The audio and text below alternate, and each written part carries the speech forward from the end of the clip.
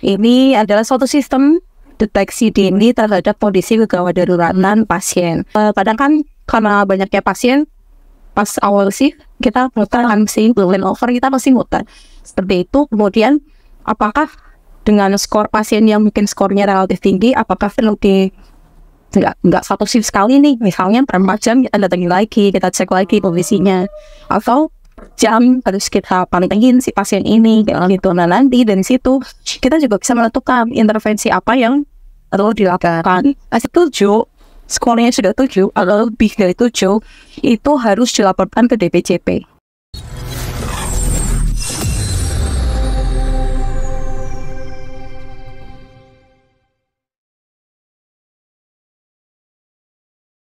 Assalamualaikum warahmatullahi wabarakatuh. Ketemu lagi dengan kami di sini di Absen ya. Obrolan seru dan ceria. Ya.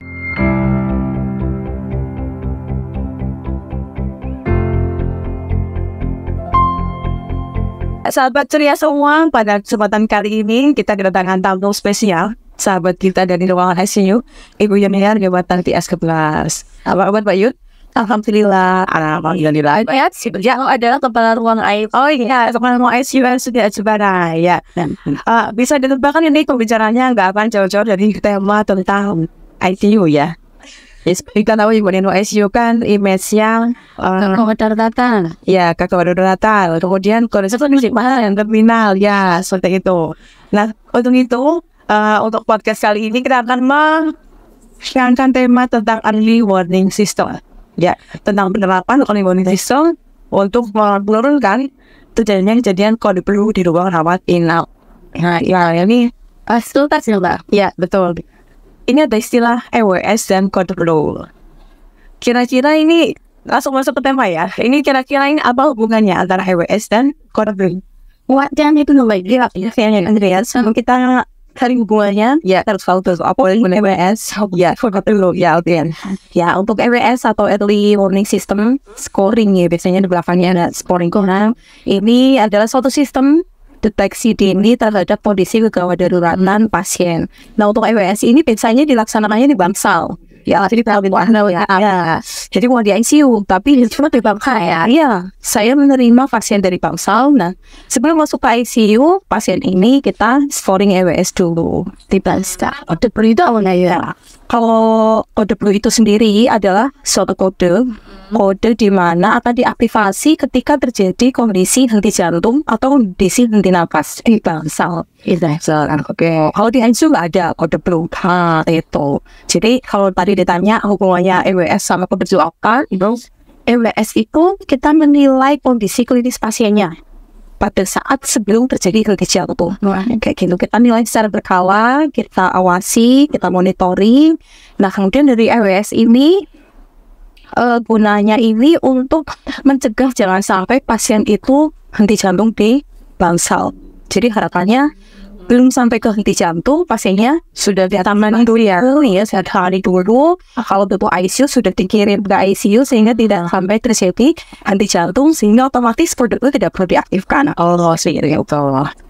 Perannya EWS sendiri Mbak dalam mendeteksi kegawat daruratan itu seberapa besar sih Mbak?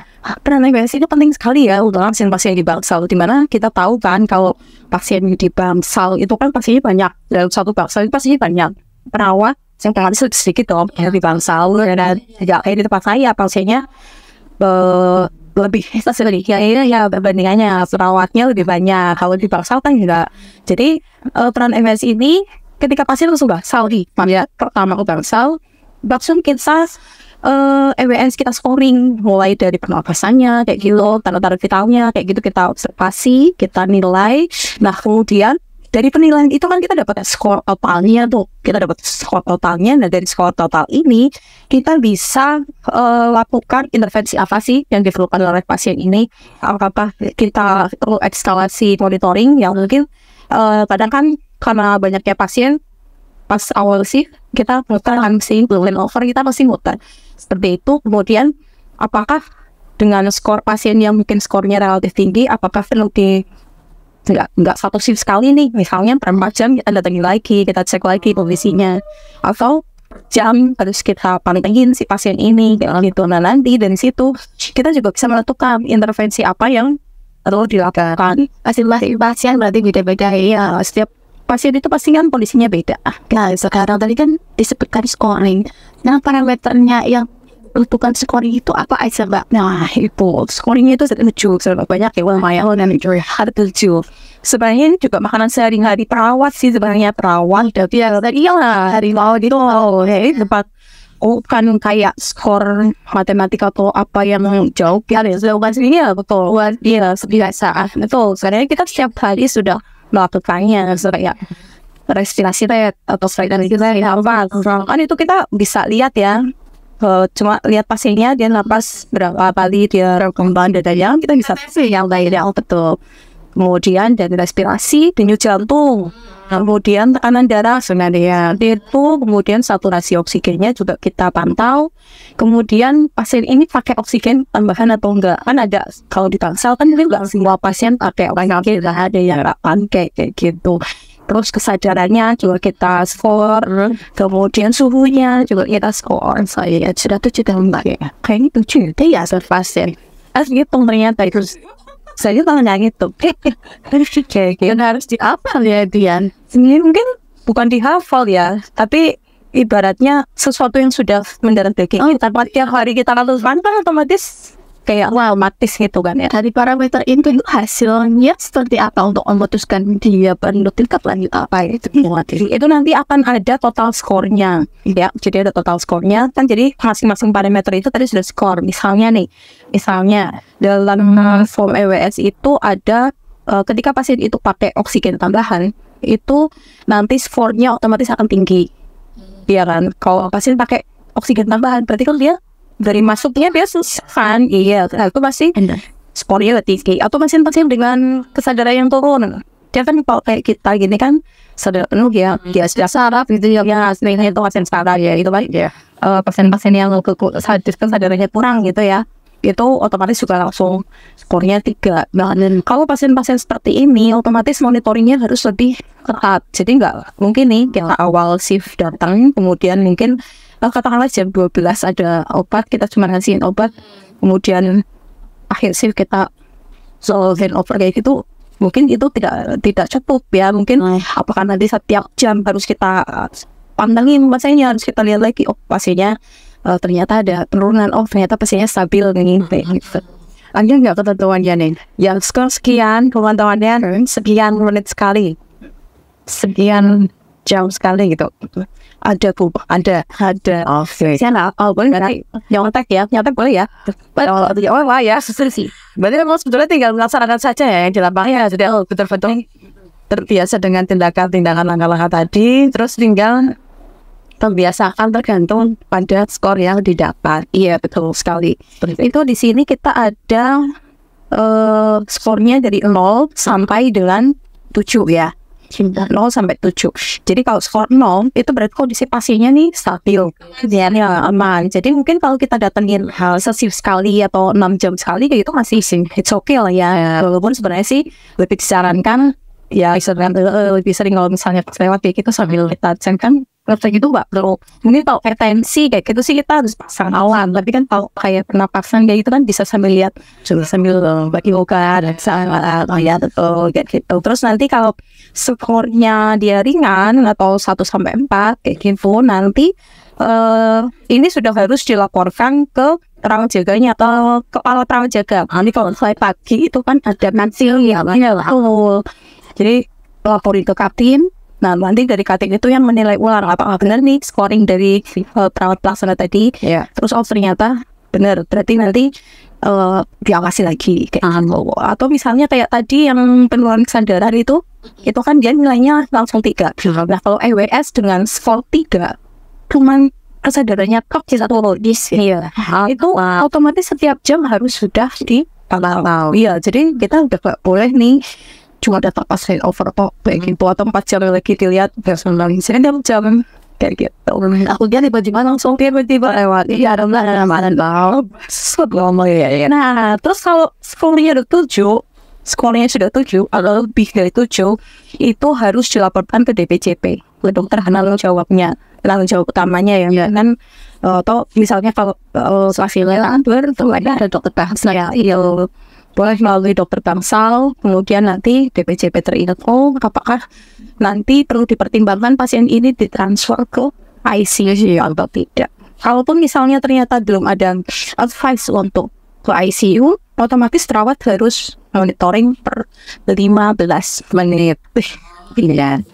Kriteria berarti satu sama empat, ya kan PC dan lebih dari dulu. Wah, itu khusus dengan satu kriteria. Kalau yang 3 juga kriteria 3 itu berarti sudah kerja. Ini kaitannya dengan diklat nih, Mbak Dias. Tentang itu ya berarti ya, update keilmuannya ya. Lalu untuk tenaga itu gimana Mbak pelatihan? Sebentar, perlu nggak sih keterampilan Mbak sini diupdate gitu? Untuk semua pelaksanaan perlu banget polisi terkait kayak gitu. Kalau saya itu penting banget nih EWS untuk diupdate. Kayak Diklat kan punya program ini ya, refresh rutin BHD kayak gitu. Nah untuk EWS pun sebenarnya ini juga bisa ya. Karena kan kita harus bisa di setiap perawat itu kan juga ibaratnya ganti-ganti ya. Ada sistem rolling di mana perawat saat ini tugasnya di penyakit dalam misalnya, besok di bedah itu kan mungkin karakteristik fasenya kan mungkin jangan aja ya kayak gitu. Dan kita juga kan kebanyakan teman-teman baru ya, kedatangan teman-teman baru kemarin itu juga penting sekali untuk update TWS ya bisa nanti coba kami sendiri kan ya itu seperti update keterampilan EWS itu dari berbagai profesi ya Mbak. Iya betul. Koordinasinya gimana antar tim medisnya untuk penanganan EWS? Kalau EWS itu sebenarnya bukan hanya tanggung jawab perawat ya, karena EWS itu kan melibatkan ya perawat, ya dokter umum. Dokter umum ini karena kan kalau sore malam nggak ada spesialis mungkin ya, tidak ada DPJP, jadi mungkin untuk sistem pelaporannya dari perawat nanti mungkin berjenjang ya, dari perawat pelaksana kemudian ke katin penanggung jawab mungkin PJ shift sore, kemudian nanti dari PJ shift naik ke TU atau ke dokter bangsal kan, karena kita kan sore malam ada dokter bangsal, nanti dari dokter bangsal melaporkan ke DPJP itu nanti jadi tunggu advice dari DPJP apakah nanti perlu di transfer ICU atau masih coba alat tinggal lanjutnya betul, atau mungkin ada intervensi yang harus dilakukan nih, intervensi yang bisa dilakukan di bangsal saat itu karena kegalanya ya. Terus selama ini kendalanya dalam penerapan EWS itu apa aja Mbak? Kendala itu kesulitan ya Mbak ya. Kesulitan di bangsal mungkin ada beberapa ya, mungkin yang lebih tahu ini teman-teman di bangsal ya nih kan. Iya, tapi kalau bisa kita bayangkan ya, di bangsal itu pasien lumayan banyak tuh, pasien lumayan banyak, dan perputaran pasien untuk saat ini kayaknya cepet banget ya. Bangsal kayaknya di mana-mana full kan ya.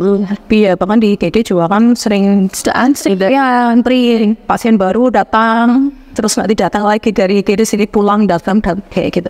Ya mungkin itu salah satu kendalanya ya. Jadi beban yang kerja perawat yang lumayan tinggi seperti itu. Dan seperti kita tahu juga mungkin di sini karena ini ya karakter bangsalnya yang sebenarnya untuk kapasitasnya nggak terlalu tinggi, tapi nggak mungkin juga kan kita perawatnya dikurangi kan nggak mungkin. Jadi kayak jaga sore berdua, belum lagi mungkin yang satu harus berangkat rujuk mungkin ya kayak gitu. Jadi satu sendirian di bangsal menghandle semua pasien, dan mungkin itu salah satu kendala. Kemudian selain itu adalah sekarang kita kan masuk di SIM-RS ya, sudah paperless. Kalau zaman dulu kita bisa nih bawa kertas sambil keliling, tinggal pasiennya bikinin langsung nilai skor. Nah sekarang ini kita pakainya SIM-RS, otomatis kita keliling dulu, terus kita ngisi di data station. Ya, nah mungkin itu juga jadi kendala lain sendiri, belum lagi masalah internet seperti itu. Itu juga kendala dalam pengisian SIM-RS. Kemudian yang tadi Mbak Dinu bertanya tentang pelatihan, kayak ini kita udah lumayan lama ya nggak mengadakan pelatihan AWS. Nah ini mungkin juga sudah perlu refresh, perlu refresh. Iya. standar gimana, baiknya setahun sekali kah atau 2 tahun sekali? Mungkin kayak BHD ya, 2 tahun sekali ya. Oke, kayaknya itu ideal loh, 2 tahun sekali. Sekarang diberangkatkan MBS, didiklatkan kita bisa nih sekarang, apalagi diklat trainernya kan udah banyak kan. Kita bisa nih di IHT kan, di diklat, nanti 2 tahun lagi kita refresh lagi sambil menjaring yang baru-baru juga ya. Selain itu juga sebenarnya bisa sih di Bansal kan pagi ada meeting learning kayak gitu, bisa sih di refresh sebenarnya, atau setiap bulan ada raport juga kan, itu juga kan bisa kita isi dengan materi-materi yang salah satunya ya tentang RWS ini. Dari koordinator ruang cerita pada saat morning briefing itu ya briefing yang waktu misalnya pas rapor ya, rapor tiap bulan bisa mungkin manggil trainer diklat untuk mengisi materi itu ya. Sebenarnya bisa dipanggil ya, bisa kan namanya nggak bisa ya. Bisa gitu.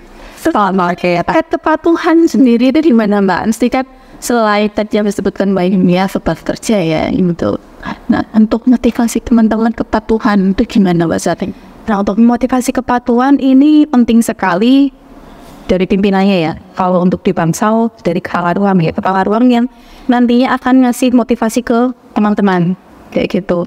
Jadi kayak misalnya pelatihan ya jangan itu aja yang diberangkatkan. Misalnya dia sudah pernah EWS kan kita bisa ya kan berangkat, katakanlah si A, si B udah pernah. Berarti besok kalau ada EWS lagi dengan si C, si D itu satu. Kemudian yang kedua bisa juga dengan memberikan motivasi ke teman-teman perawat untuk lebih care ke pasien dan ketika kita sebagai perawat itu kan salah satunya nggak cuman kita di sini sebagai pencari nafkah gitu ya, kita bisa ngambil sisi hati nuraninya gimana sih, betul ya kan, kita bisa menyentuh itu hati nuraninya bahwa soft skillnya terus orang lingkungan sentuhlah dia tepat di halaman. Pertanyaan terakhir kayak nama dia tadi kan disebutkan CMRS ya. Itu teknologi ya Mbak. Ya, menurut Pioneer itu teknologi itu gampang terhadap EWS, penerapan EWS itu seperti apa? Memudahkan atau malah bisa memudahkan, bisa menyulitkan. Terus manakala ya menyulitkan kalau untuk pengisiannya atau dalam pelaksanaan EWS ini ternyata kurang praktis. Misalnya ternyata EWS-nya formnya harus tersembunyi di dalam SIM-RS gitu. Kita harus maksudnya kita harus tidak praktis di antar mukanya kayak gitu. Itu bisa jadi penyulit perawat akhirnya, belum lagi nanti war gitu kan. Lo tadi isi akhirnya patuh. Iya belum tentu juga sih. Sebenarnya niatnya sudah oke, sudah rajin, cuma kontraknya war gitu kan, kerjanya akhirnya dulu ya lupa terus biasa ya. Kita balik lagi. Tadi udah ngisi dulu, kayaknya udah gitu. Itu salah satu teknologi yang menyulitkan ya.